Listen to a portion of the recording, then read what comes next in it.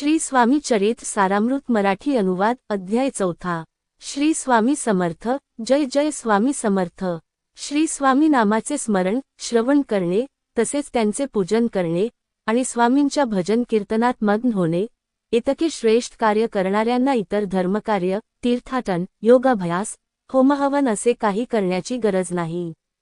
केवळ स्वामी नाम सतत घेत राहिल्याने चारही पुरुषार्थ साध्य होतात आणि जन्म मृत्यूच्या फेऱ्यातून मुक्तता होते।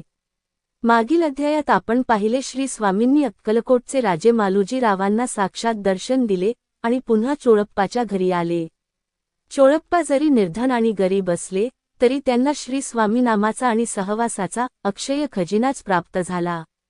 श्री स्वामींनी सहवासादरम्यान चोळप्पांची आणि त्यांच्या कुटुंबियांची हर तऱ्हेने परीक्षा घेतली, मात्र ते सर्व स्वामींच्या कसोटीत पूर्ण उतरले आणि श्री स्वामी कृपा प्राप्त करते झाले। अक्कलकोटात श्री स्वामींची कीर्ती सर्वत्र व सर्वदूर पसरली। दूर दूरच्या गावाहून भक्तजन अक्कलकोटास येऊ लागले। अनेकांच्या मनोकामना पूर्ण होऊ लागल्या।